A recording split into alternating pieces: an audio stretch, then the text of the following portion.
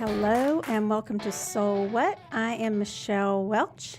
And I'm Roger Welch. So, what's up today, Michelle? Well, we have a lot going on, don't we? We do. A lot of Yeah. things happening. Well, I'm really excited about our guest tonight. Hopefully, hopefully a lot of you guys, if you're not able to listen live tonight or watch live, a lot of you will tune in later because you do not want to miss our wonderful guest.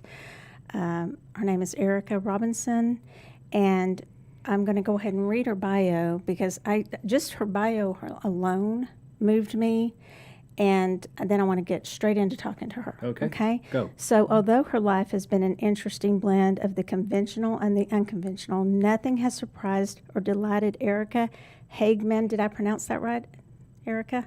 Yes. Is it Hagman Robinson, more than discovering her ability to bring comfort and counsel to others through her reading of the Lenormand cards.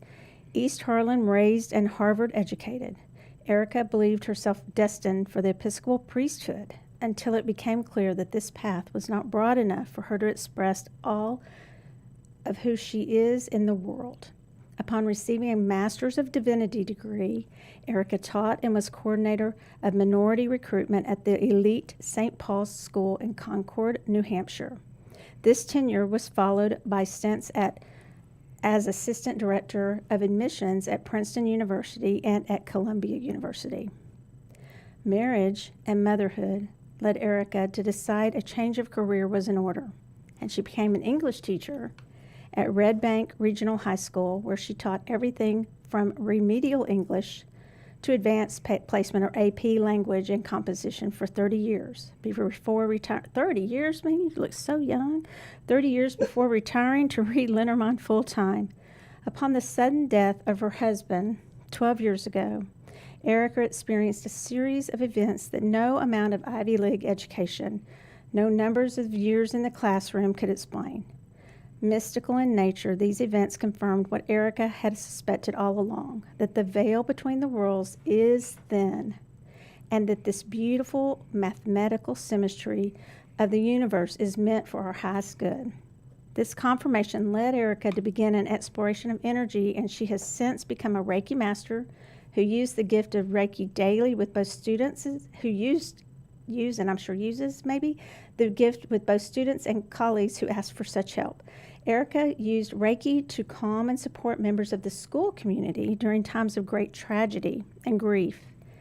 And now she became known throughout the building as that teacher with the healing hands. Erika feels especially drawn to the language of the Lenormand cards because of their tendency to deliver grounded, practical advice in a rich and lyrical style. As a person of mixed race, Erika has often acted as a bridge between cultures, a translator of experience from one group to another.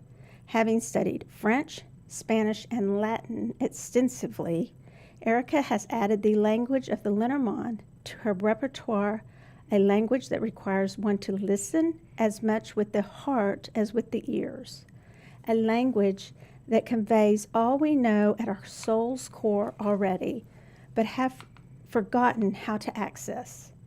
Erika uses Lenormand to deliver grounded, practical advice in a rich and lyrical style.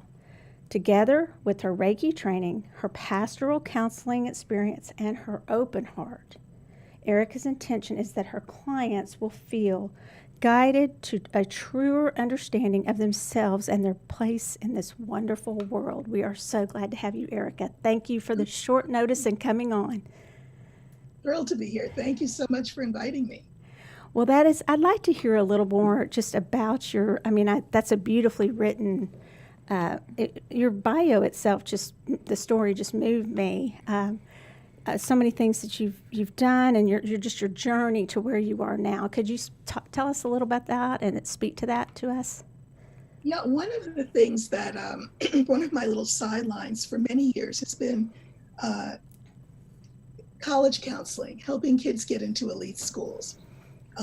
And one of the things that I always tell kids, we ask kids when they're little, what do you want to be when you grow up?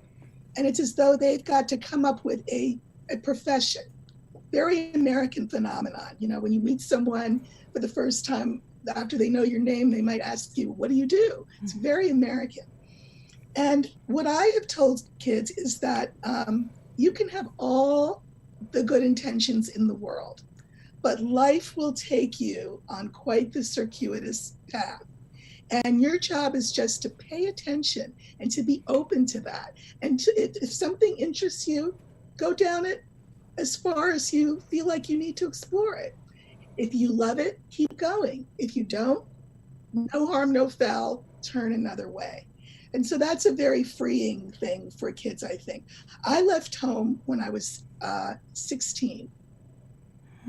And the reason was I had applied to, well, let me just start. I did grow up in New York City, and I desegregated a very elite private girls' school when I was very small. So that was back in the 60s, in the early 60s. And it was difficult. I was told that the rate at which the school increased their minority population depended on how I did. So I decided I'd better be a superstar academic and obviously not a troublemaker, because I wanted other little girls to have the chance to go to the school, which was just beautiful. The school I had come from had bars on the walls and graffiti, and this school was just gorgeous. But I did encounter a lot of racism there, and it was difficult. At any rate, when it came time to apply to college, I was applying a little bit early because I was a little young for the grade. And I applied only to one school. I didn't know about fee waivers or anything like that. So I only had the money for one school. I grew up in a drug rehabilitation center. My father ran it. He was a minister. And we lived in this drug rehabilitation center. So I applied to Harvard, and I did not get in. And I was told later that the reason I didn't get in was that there was another student in the class who my school really was invested in getting in. And my school was afraid that Harvard wouldn't take us both.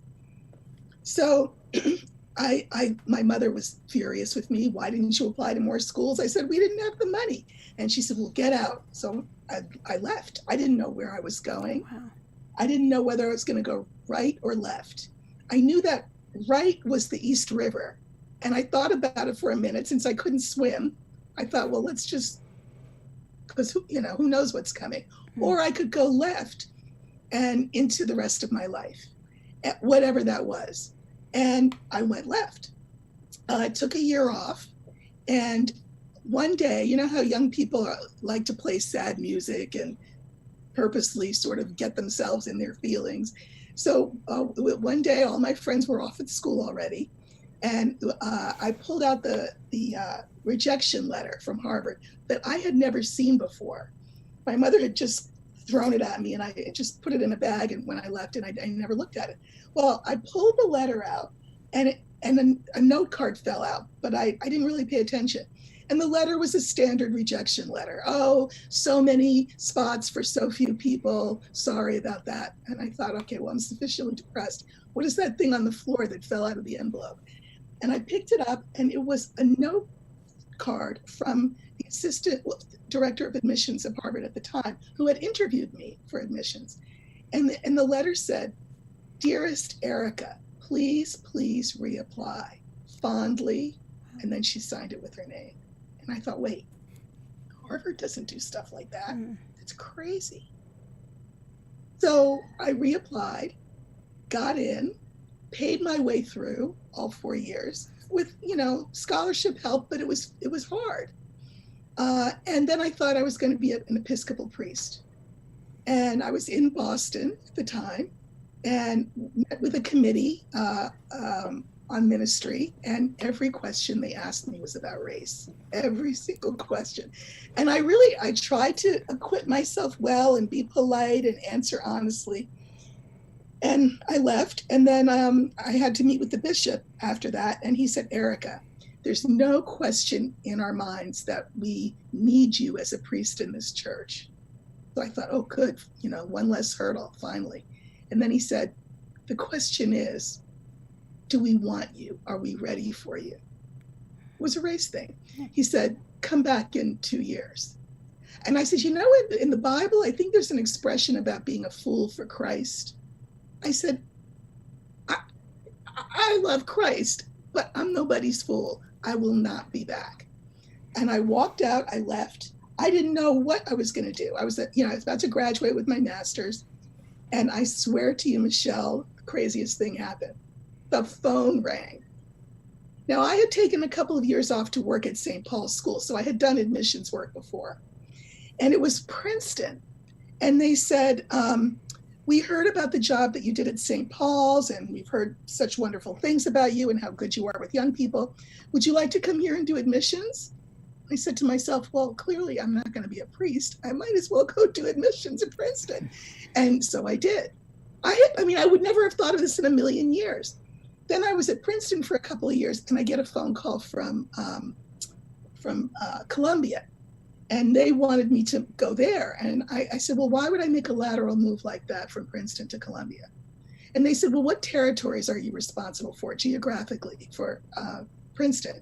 So I said, it was what they call the border states. You're down south, so you know that term, the border states, like Virginia and Maryland and places like that. And they said, well, what if we offered you this job, what territory would you like? So I just thought, well, I'm just going to throw out what I would like. I said, New York City, the state of Massachusetts. And I waited to see, and they said, that's fine, but we're going to throw something else in. And I said, okay, what? And they said, what if we told you Puerto Rico and the Virgin Islands? I said, done. So I made this lateral move, and I ended up in Columbia. Now at Princeton, I had met the man that I was going to marry. And so we got married and we moved to New York, and he had a daughter who lived with her mother. And then we're married 1 year, and her mother decides that she's going to move to Florida. And the little girl didn't want to go. So boom, now we're custodial parents because she came to live with us. Now she was from New Jersey. She didn't want to live in New York. So I commuted back and forth because we got a house down here. And then I thought, this is not, she's 11, how old was she? 13. This is not good. I'm on the road a lot. I'm traveling. I'm not really home. What job can I do where I can be available for this child? And I couldn't drive. I had no license because, I'm from New York, and New Yorkers don't drive. My daughter doesn't have a license either, so I get that. She's about to go to law school, no license. There you go. There you go. So I thought, well, okay, I know I can teach. I didn't even have a certificate. But I said, you know what? There's 2 schools in the vicinity. I'm going to walk to the closest one first and see how that goes. So I go to the closest one. They look at my resume, and I stayed for the next 30 years. That little girl grew up, wanted to go to college in California. So she did, and we put her on a plane when I was 9 months pregnant with the next one. So my daughters are 18 years apart. The next one is all grown up now too, and she went to the high school that I taught at.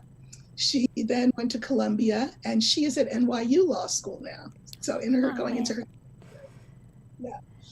So I mean, all of these different things that happen, and I just listened. I just paid attention with my deaf ear, and I knew nothing about cards, and just followed where I was being led, and it didn't lead me wrong.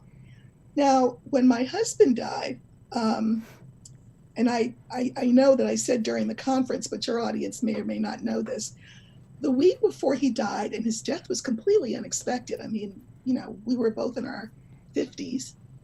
I said to him one day, okay, whoever dies has to promise the other one that they'll let them know if there's something after, And we pinky swore on it, and the next week he was gone. And all these strange things started to happen. Like when I needed paperwork, because when somebody dies, there's a lot of paperwork. I would just say, Dewey, that was his name. That's like a Southern name, right? Dewey, where's the deed to the house or whatever? And I was like a machine, or it would be like I was in a trance. and I would just walk wherever, and maybe it might even be under something. I would know what drawer to pull out and how far to dig, and then there would be. It was as though he was guiding me every single step of the way. So it came time for my daughter to look at colleges, and we went to look at Harvard, but I knew she wasn't going to want to go to Harvard. So, but, why not go up there? And it was Halloween. And I said, Kiana, we're so close, because by this time I could drive. I said, let's go to Salem. So we went to Salem. And again, I just listened to my instinct. I said, let's go into this place. So we went in, and we had readings. And my daughter, when my husband died, she was 15. So now she's about, at that point, she was 16. And she had been telling me for months that somebody was outside her window watching her from outside. Well, there's nobody, it's a yard, there's nobody out there. For months she'd been telling me this. So she said, Mom, you have to come in with me when I get the reading. I said, okay.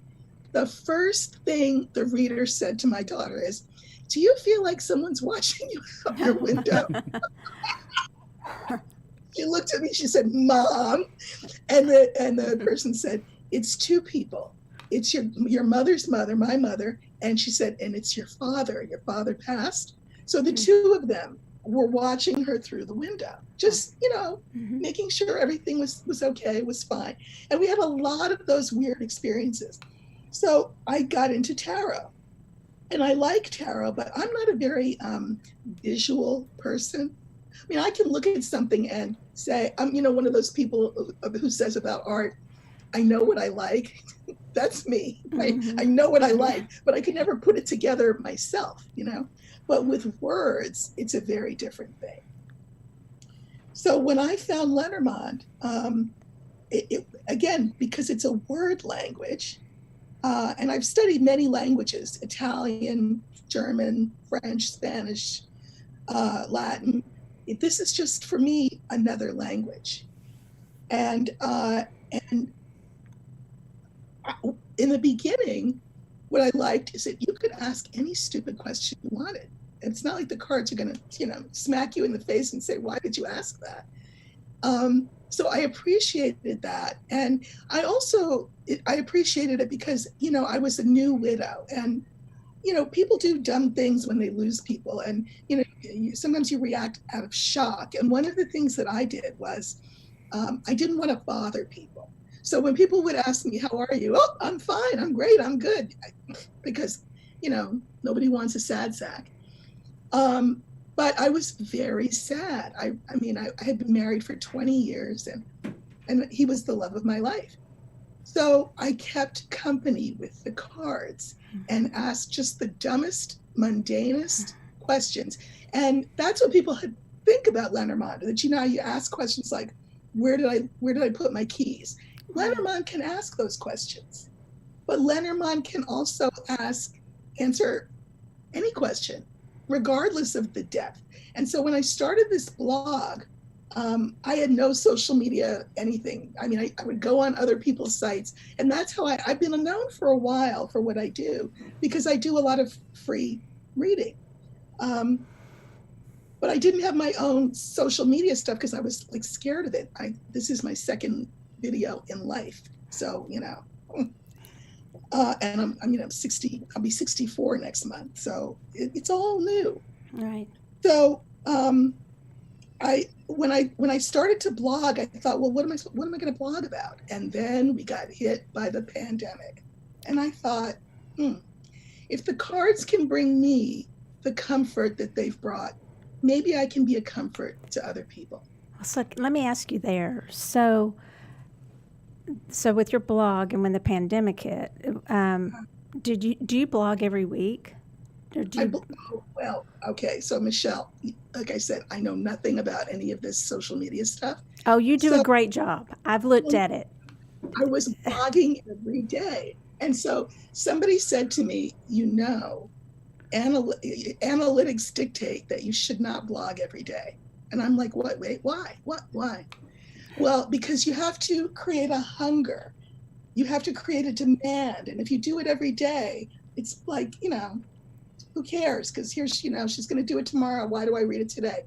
And I thought, oh, So I took 3 days off, took a weekend off, and then I thought, I can't stand it. First of all, I don't really pay attention to analytics. I don't care. I don't care about how many views I have, who's watching me. I mean, I like comments. That's good because that's words and I can interact. But I really don't care about, the competitive aspect of analytics. So I decided I was just going to blog when the spirit moved me. And the spirit tends to move me. Well, for a long time, it was moving me during this pandemic every single day. Every single day. Right. Then I took weekends off. Then when all of this race stuff started to happen, I did take a few days off because I was just like, wait, what? But I realized, in that first piece that you saw, the blog before the most recent one, I realized, wait, Erika, why are you shortchanging your friend here, meaning the cards? Why are you thinking that they're not up to the same challenge that they've always been up to? So you can come to the cards with this question in your mind. And I don't ask questions on this blog. I don't say, tell me about the racial situation or when is the pandemic going to end? I don't do anything like that. What I do is I light incense, I light a candle, I make a cup of coffee, I sit down and I say, please just show me the collective energy for today. So that I want the cards to know, or the universe to know. I'm not really so much asking about me personally, although, obviously I'm part of the collective, but I'm asking for all of us. And then I pull 3 cards. And for the longest time, I only ever pulled 3 cards. And those initial blogs I'm perfectly happy with them. Then I got Chiro's new Sui Generis Lenormand. And his first Lenormand, the Gilded Reverie, was my gateway deck to Lenormand. So when I got this new one, it was so gorgeous. I thought, I want to show more cards. So that's when I started to do the clarifying cards. I pull the 3 and then I pull 3 clarifiers. When I first started the blog, I thought, oh, I have so many decks. And so how am I going to use, how do I know which one I want to use? And I just started to use decks from people that I know. The Lenormand community is so friendly and warm and welcoming. They always have. And I've known people for years and years and years. I've known Carrie for years. I've known Rana for years. I've known everybody for many, many years, even though I didn't have this social media presence. So I decided that I would pull from my friends' decks. And that's why you see the different decks up till now. And I had thought that I would stick with Chiro's deck for an extra week because it's so gorgeous. But then we had the shooting. No, that's another thing. We had the lynching by me. And I thought, no, Carrie's deck is perfect. Carrie Paris's Lenormand Revolution deck is perfect. Yeah. Because that's essentially where we're headed. I was trying to find that. I pulled out some of our Lenormand, and I, of course, have all of everything Carrie makes. We have in our store. Yeah, mine is at home. That one's at home, so I don't have it out here. But like I said, we carry everything Carrie does. We have in our store, or I have personally. And I was just going to tell everybody listening, and we'll put this on afterwards too. But your blog, Erika's blog, it's Erika with a K, you guys. So it's Erika, Erika Robinson. So one word, Robinson, Robinson, and then it's a hyphen, right?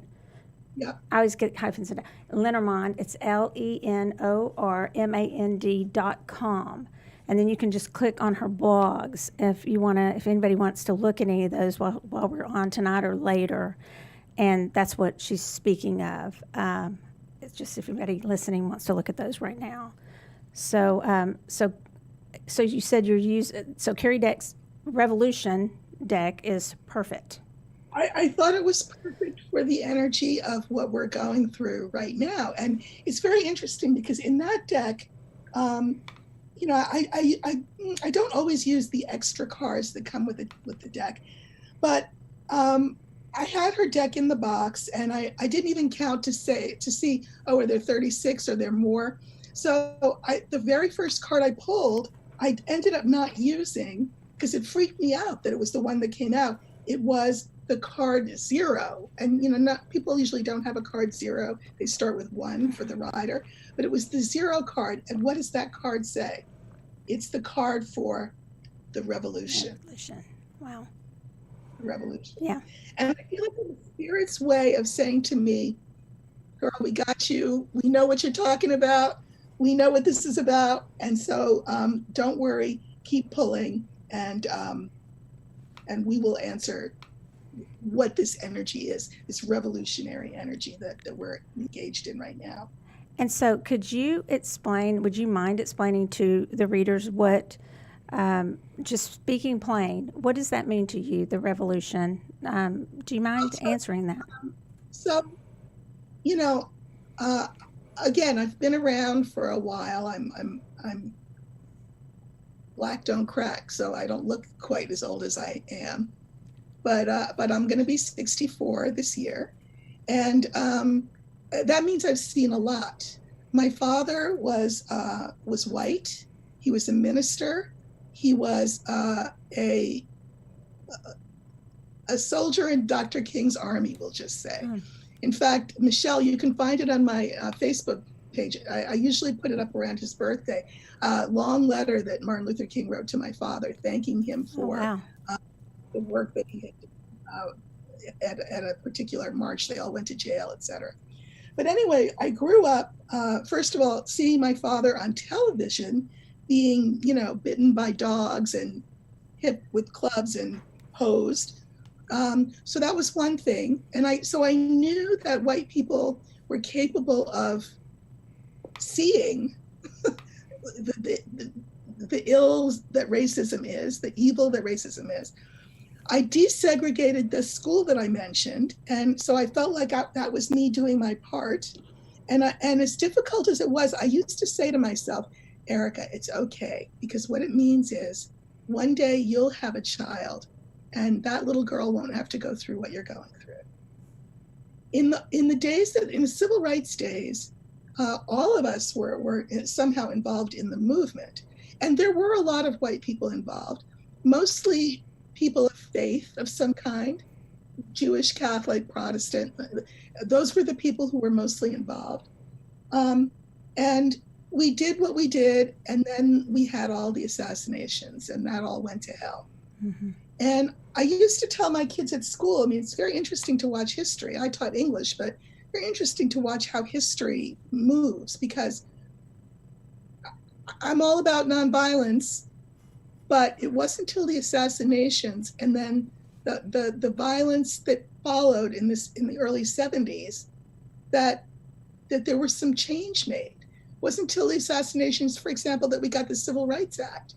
There were a lot of things, that the Voting Rights Act, a lot that didn't happen until people got angry. Mm-hmm. But what I see now is something very, very different that gives me great hope in the midst of the horror. And that is all of these young people at these marches of all races, police officers who are taking a knee because they think what happened was wrong.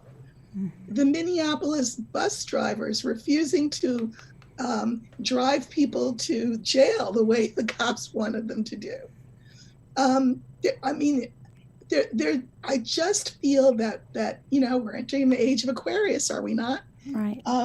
I think that this is a new and different time that we're in, and that it's also a sink or swim kind of time. And when the cards popped up for me, this reading was quite startling to me, because it started with the sun. And immediately I thought of Louis the 14th, the sun god, self-proclaimed sun god king. And I thought, well, who else do we know who maybe would proclaim themselves the sun god if it hadn't been taken already?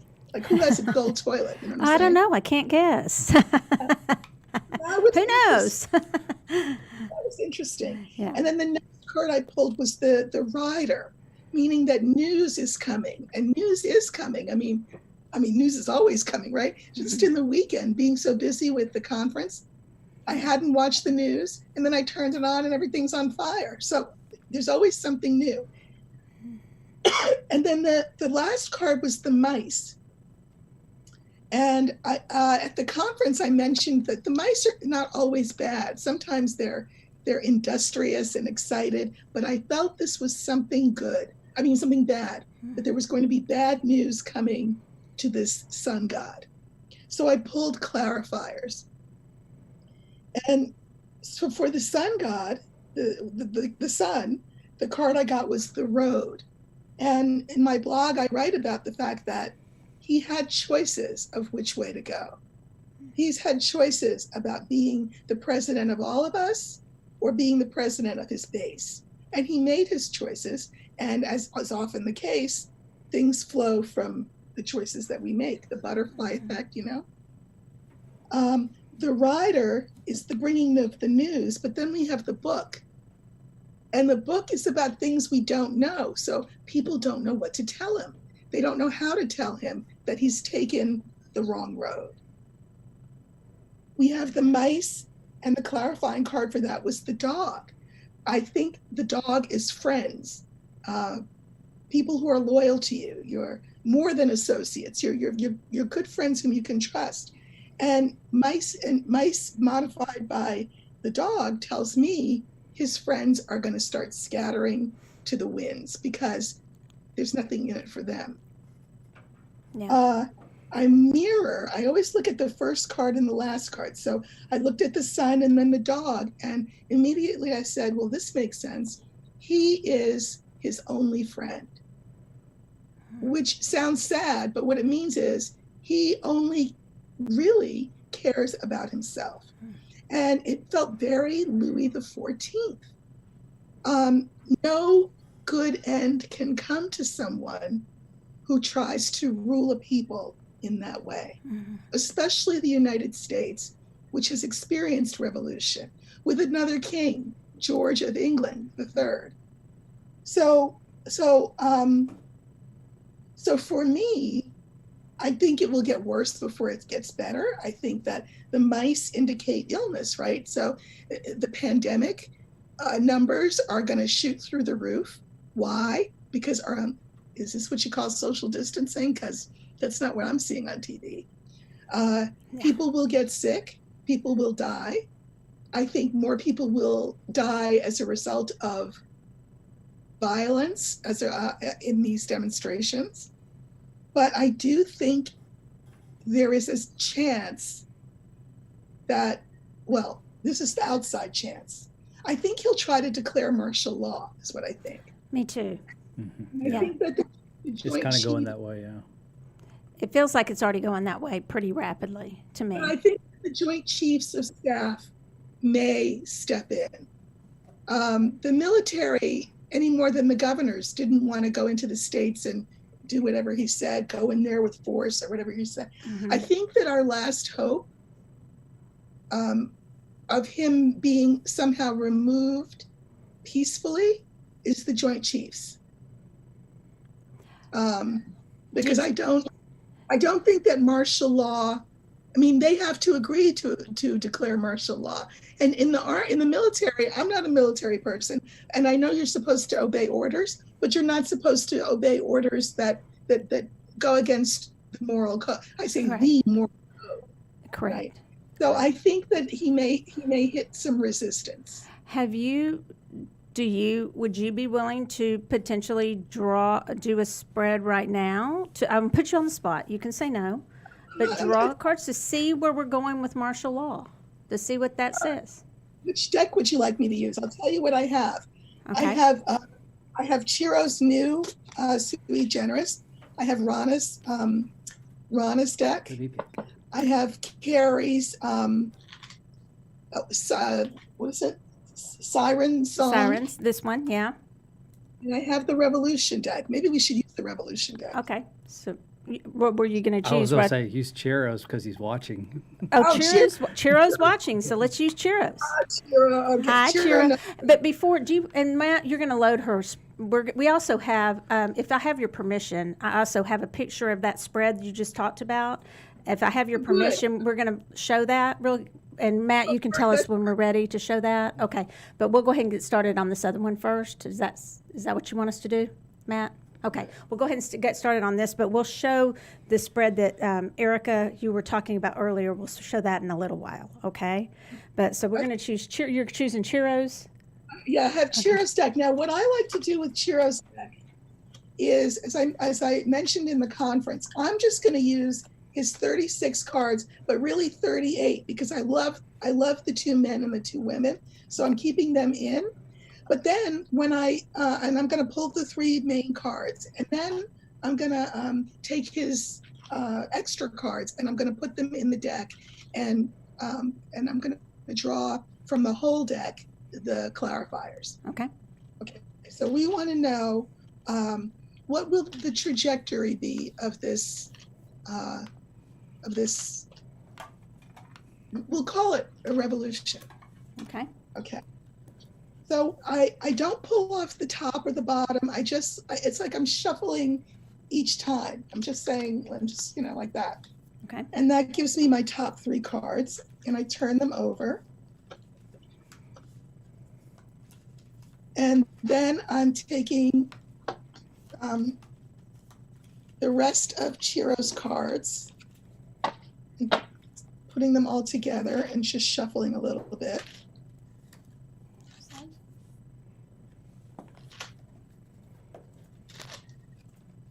Okay.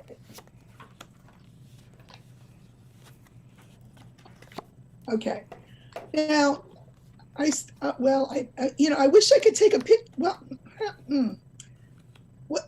Michelle, what if I take a picture of this? And send it to us really quickly? Would that work, Matt? And do you have time? Do we have time for that or no? It's fine. It's fine. You think you So can let's talk about these 6 cards that I now have. Okay. And you remember the question is, what's going to happen? Okay. The very first card that I have is the coffin. Okay. You see it? Yes. Okay. It's perfect. Yeah. Now, this coffin, let me just say, is really lovely. I mean, as coffins go. Yeah. Because there's an angel whose wing is sort of encircling it in protection. A little bit further back. Yeah, I see it. Yeah. Okay. The next card is the ring. Yes. Okay. And then the final card in the main 3 is the star. Mm. Yeah. Okay. So here's what this tells me. Well, let me get to the clarifiers, and then I'll give a speech that will put it all together. Perfect. For the coffin, the clarifying card is one of Chiro's new cards. That happens to me a lot, and it's the hourglass. Okay. So the coffin is clarified by the hourglass. Okay. Okay. The ring is clarified by, again, the rider. Hmm. And the star is clarified by the lily. Really. And I'm telling you what, I love these cards. I mean, I love the deck, but I love what came out. So let me try to wax poetic. Usually, there's a little bit of alchemy that happens for me when my hands are on the keys. But obviously, I can't be typing at the same time. So I'm just asking that whatever was going to be in my fingers come back up so that it comes out through my mouth, and I can give you an explanation. So first of all, coffin, ring, and stars. The coffin for me here is about endings, of course, and transformation. A lot of times people see the coffin and they're like, oh my God, is somebody going to die? And I mean, in order for transformation to happen, I mean, this is pure physics. Space has to be created. So how is space created? By something dying and then transforming or, being mutation. You talked about transmutation, I think, in your talk, Michelle. So it's about transmutation. So that's interesting. And then we have the ring. The ring is telling me, oh, we've been here before. Remember, I said history is circular, but not really. It's concentric. And if we think about history as concentric in the opposite way of a pebble hitting water, and we say to ourselves that throughout history, the circles have been quite big, and they're getting smaller, and they're getting smaller, and they're getting smaller, and they're getting smaller, and they're getting smaller, until we come to the core of our understanding. What is our understanding? That we're all one, which is also what you talked about in your presentation, that we are all one. So the circle, those concentric circles, are getting smaller and smaller and smaller. To what end? Well, the last card in the first three is the star. And the star is a beautiful card in every deck, whether it's tarot or whether it's Lenormand. But the star is about the future. So we will be moving forward in the future. In other words, this is not going to kill our country. We're not going to be all speaking Russian and eating borscht, or, it's not going to be like that. We have an opportunity to remake ourselves. But let's look at this in the context of the clarifiers. So we have the coffin clarified by the hourglass. This is not going to be any kind of overnight, immediate thing, any more than this pandemic is, by the way. Everybody wants to know, when are we going to open up? We're going to open up just in time to close again, because then it'll be fall and it'll be bad. So this is slow. Look, this mess, this race thing, it's been 400 years in the making. And Martin Luther King used to say, there was a call and response. How long? And people would say, not long. How long? Not long. But, it began to feel, the older we all got, that was he talking about Kairos? Because he said it clearly is not Chronos, because nothing's happening, nothing's moving. I feel as though we are entering into a bigger understanding of Kairos, though. But it's going to take time. These changes it's not about being incremental. It's about the fact that racism is woven through every single fiber of life, every single one. There is not one that it doesn't touch. And we know this as Black people. White people have to understand and come to terms with it. And then, sort of, when apartheid ended in South Africa, remember they had the big, reparations talks, and people talked, and people atoned, and reparations were made. It's going to have to be on that level, because the inequity and the inequality is that deep. So it's going to take some time. Now we have the ring and we have the rider. The ring is saying we have an opportunity to decide what exactly is the size of the concentric circle that we're going to end up in, right? Mm-hmm. Are we going to stay in one of those wider ones where we've been from the beginning of time? Or now that we have this opportunity to be right in the center where the stone drops, the core, the source of everything, which is love, are we going to take this as an opportunity to get closer to that core? So we're being asked that question. The messenger is saying, which circle do you want to be in? It's kind of like the opposite of the circles of hell. Right. It's this circle, it's just, what circle do you want to be in collectively?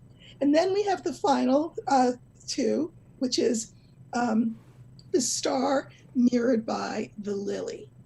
I love that lily. Now, the lily. The lily is the card for a lot of things. Like when I was about to retire from teaching, that lily got a big workout because that is the card for retirement. Okay. It's the card for old men. Oh, and I just thought of something. So remind me about old men because I have something to say about that. It is the card of peace. It's also the card of maturity. Have we learned anything in 400 years? We're kind of at the point now where it gets a little old to say we're a young country. I mean, we are young relative to the rest of the world, but I mean, 400 years of this mess, you're kind of old enough to know better, right? Right. So will we take that opportunity to walk into the future, which is the star, in that mature way? By the way, the star is also the card for social media.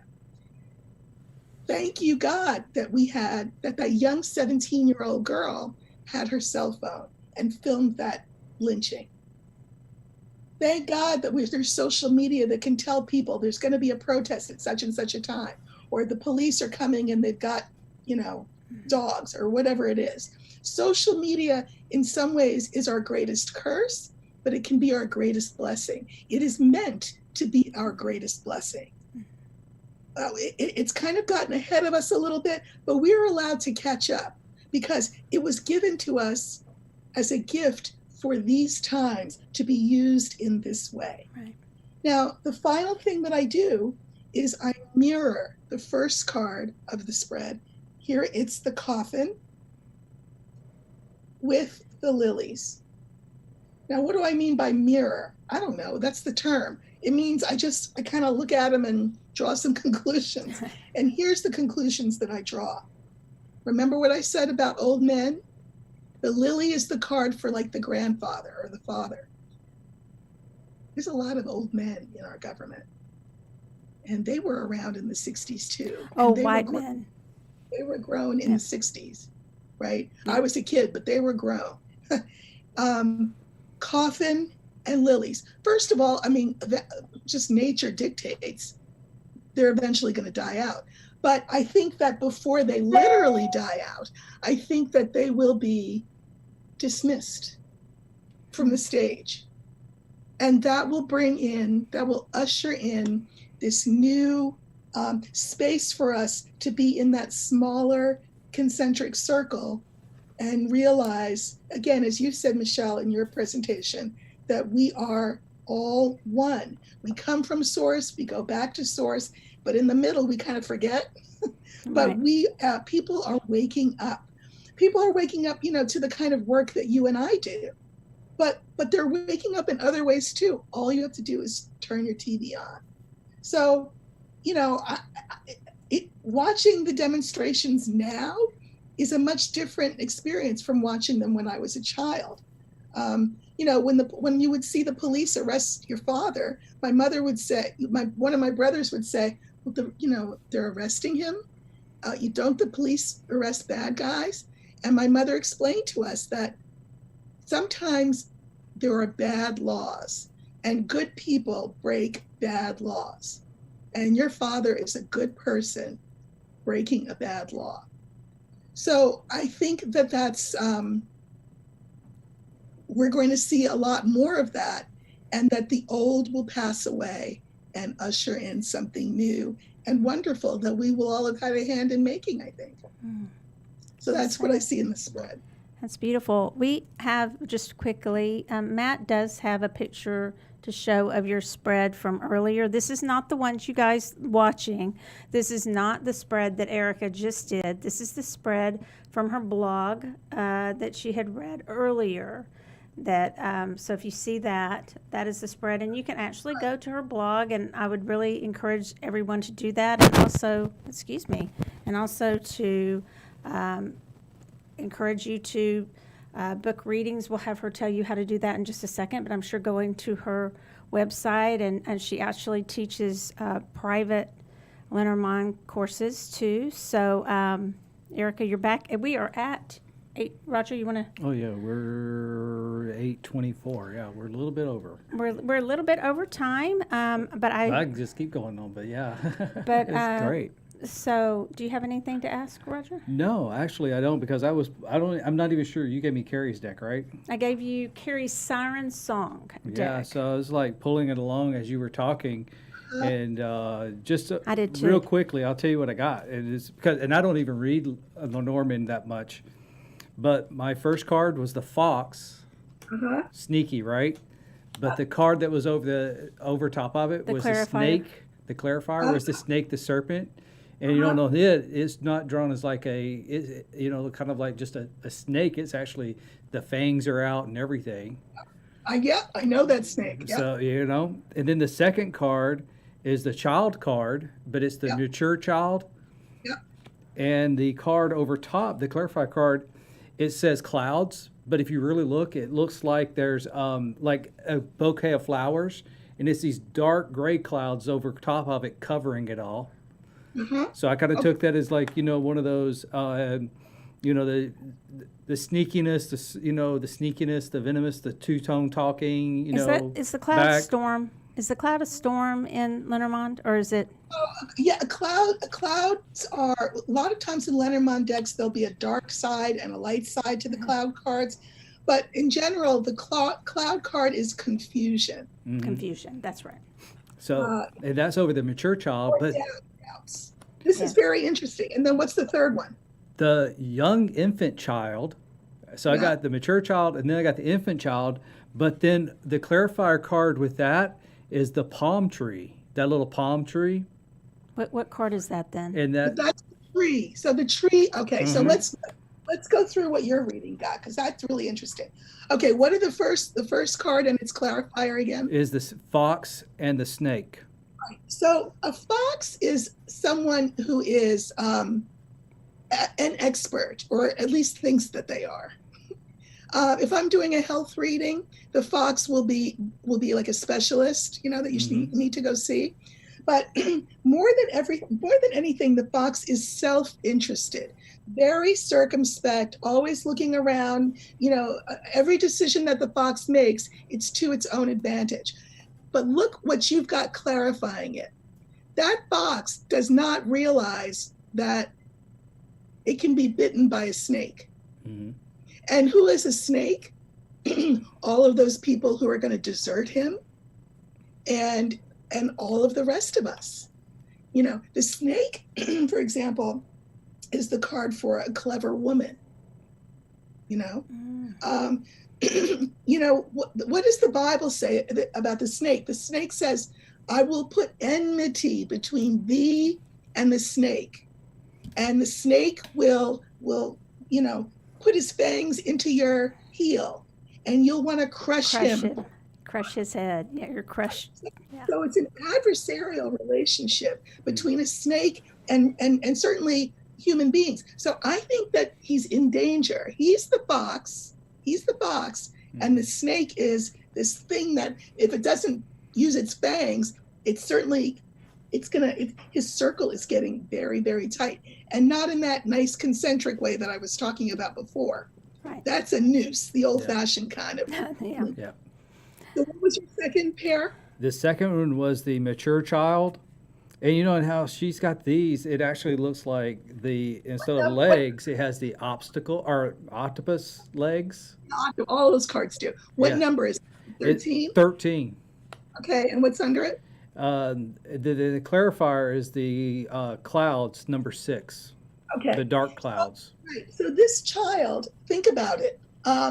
This is all kind of new to all of us, especially to all of us, really. I mean, to white people, a lot of this is news, like, oh my God, I didn't know it was that bad. But the fact that people are using their voices in the way that they are, there's just a lot about this that's new. And clouds is about saying, okay, but so now we have this newfound voice, this newfound power. How do we use it? How do we best use it? Remember, there's no one good person at the helm. We haven't had another election, which would make all of this a moot point. Obama's sitting on the sidelines because that's what former presidents do. The Senate and the Congress are sort of hamstrung. So so whom do we look um, to show us the way? In the 60s, we had leaders. And so older people are used to that. They're like, well, who's going to lead us to the promised land? Well, here's the news flash. We are all that Moses now. We are all that Moses now. And this is a new, this is a new set of clothes to wear for us. And so we're sort of unclear about where it's going to go. And the third pair was what? It's the infant child with the tree. What number is that child? It's also 13. Yeah, I forgot that she had two 13s. Yeah. So usually you choose, don't you?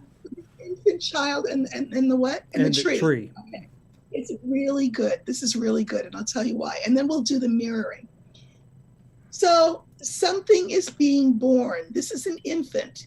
So before, in the middle of your spread, you've got the older child who's us right now, sort of just figuring it all out. But again, remember what I said, the old is going to be swept away and something new will be reborn, and that's the child. The tree is the card for health in all forms: mental, emotional, spiritual, and physical health. It's also a slow moving card, which dovetails with my hourglass. This is not going to be overnight. The Bastille is not going to be stormed, and they're not going to be pulled out and, guillotined or anything like that. It's going to be fairly slow, but we have the chance, because it's that tree, we have the chance to do what one would do with a tree, right? It starts out as an acorn. We don't plant an acorn in the ground and then go in the house and make a cup of coffee and then come outside and be mad because the oak tree didn't materialize. Right. We understand that we have to nurture it and water it and give it the right amount of light and tree food or whatever, I don't know, in order for it to grow. So now, your very first card was what? It was the fox. The fox, and your last card was the tree. The tree. Right. Yep. And for me now, even within a reading, believe it or not, depending which pair you're reading, the cards can morph into something else.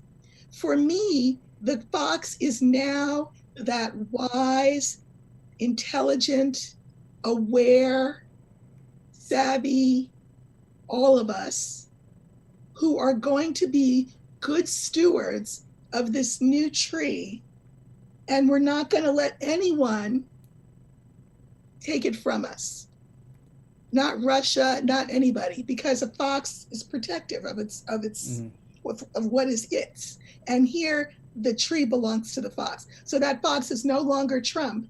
It is us. And who else are we? We are that child in the middle. Who else are we? We're the child at the end, that new, we've done this before, right? We created a nation from a colony. We are being recreated. So essentially, you got the same thing that I got. Mm-hmm. Should I say mine? I can't even see it. Do we have time? Do you want to do mine It's up to really Matt. quickly? Matt? Okay. You want to? Okay, so I brought in Rana's deck, Rana George, and it's the Rana George Lenormand deck with the artwork by Callie French. Let me say about that deck. That is my real workhorse deck. And the reason is the borders. There are borders around it that when you lay the cards out, and I lay them very, very close together when I use this deck, you enter the world of whatever the question is. It's really magical. They look like archways and how your vision going through. Yes. May I ask you where you lay your clarifier card? Do you put it underneath? Well, first draw your top three. I did. And then you're just going to put it underneath. Okay, yes. Just straight underneath. Okay. All right. So my first card was the cross. Okay. And the clarifier was the stork. Okay. Let me just say immediately about that. The cross is a card for pain.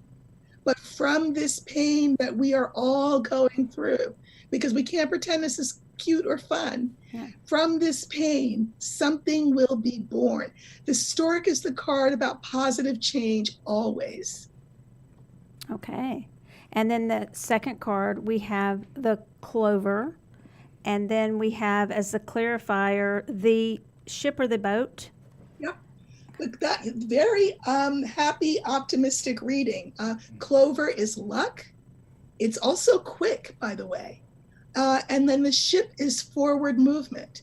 So unlike Roger and me, but it's all, time, of course, is relative, right? So to some of us, like Roger and me, this moving into this new Jerusalem, so to speak, may feel slow.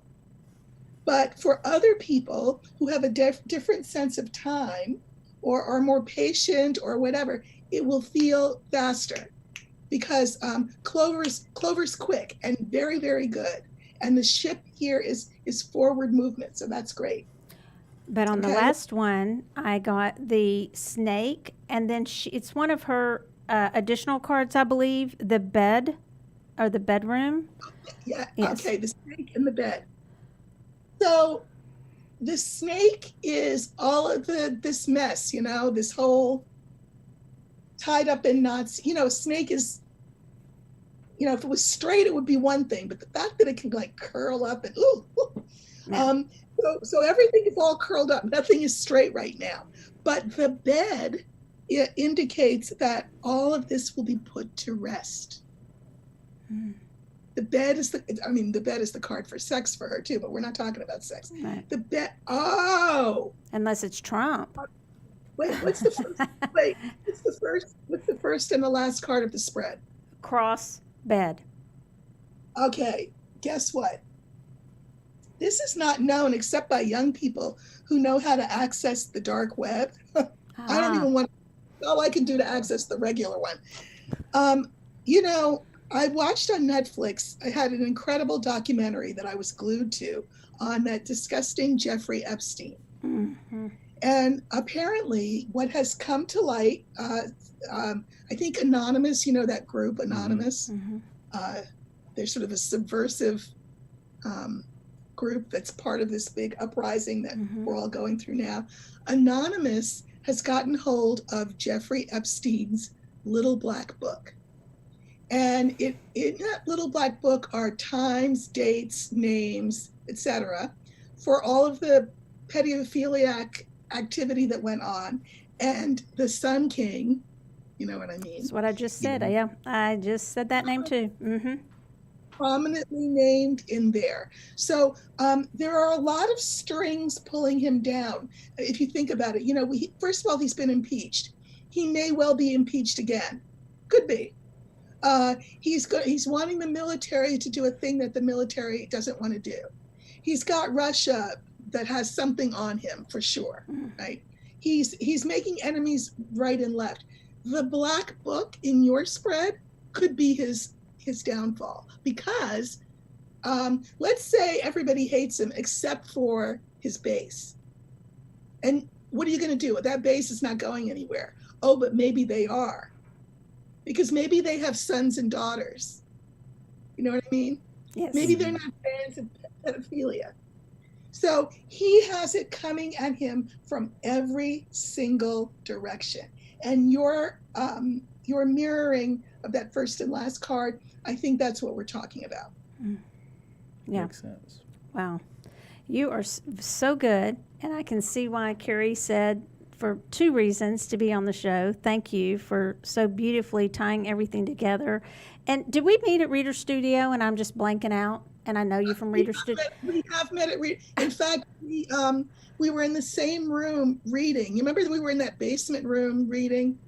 That's what I was like. Right when you came on, I was like, "Oh wait, she was at Reader Studio when we were there." Yeah. And I am so sorry that I just blank things out sometimes. And I spoke with Ruth Ann yesterday. We were inboxing back and forth, and bless her, she's just not feeling well. I'm sure you talked to her a lot, but so Ruth Ann and Wald, and so I apologize that I wasn't. You were like, I know who you are, and I was like, oh man, I was tired this weekend. Watching, so just to wrap up, I'll just say Erika was on this wonderful Worldwide Divination Association conference. We had Tony on last Tuesday. Tony Pula was on, and we also asked her at the last minute. So, And she had to stay up till like 2 o'clock just to get on. I know, just to be there. I really was worried about her when she did her thing yesterday, because she was so exhausted, and she'd received some daunting news about a friend, and so she was exhausted doing her presentation. So, and I think we were all just tired, but it was wonderful because there were so many good speakers. And so I know that you're tired too, and I just so much appreciate, or I'm assuming you might be a little bit tired, because we all were a little bit tired. I'm tired, but you know what though? I'm on a high from the conference, because I didn't, like as I said, I didn't watch any news during the conference because I was so busy watching everybody's videos. How many did you watch? Don't put her on the spot like that. There was a lot. There's a lot. Yeah. But aside from it being just a wonderful showcase for all of us and an opportunity for us to do some work in these times when sometimes where people can't come out, right? It was a good distraction, I have to say, to be with people who love the kind of things that we love, and makes you know that the world's going to be okay. Right. Definitely. There's hope. And so, Erika, I did give your website earlier. What other things would you like to say? Remember, I'm very low tech. So what I usually do for if people want an appointment is that I have them send me an email, and my email's on the website. Okay. And if they send me and you have my email too, because that's how you contacted me. If they send me an email, I will schedule them an appointment. Okay. Beautiful. Cool. So if you guys, for everybody listening, that would be wonderful, because she agreed to be on. What I do when I do my sessions with clients, it's not that 6-card reading. I have the bigger spread that I explained at the conference, and it goes really in deep depth about an issue. And usually in an hour reading, we can do as many as 2 or 3, broad issues like love or money or whatever. And it's very, very, very deep. Yeah. So thank you so much. I'm going to close this out for tonight, since we have Matt here, who's probably ready to get on home. But thank you so much for staying late with us too. Yes, thank you so much. So, you guys, that's it for this week. You can listen to SoulWhat on Spotify, the iHeart Radio app, Google Podcast, iTunes, and of course by watching live on YouTube at Michelle Soultopia, on both of our Facebook pages at SoulWhat and at Soultopia Holistic Boutique. Thank you for listening to SoulWhat, where we discuss and you decide what's important to your soul. Good night. Good night, guys.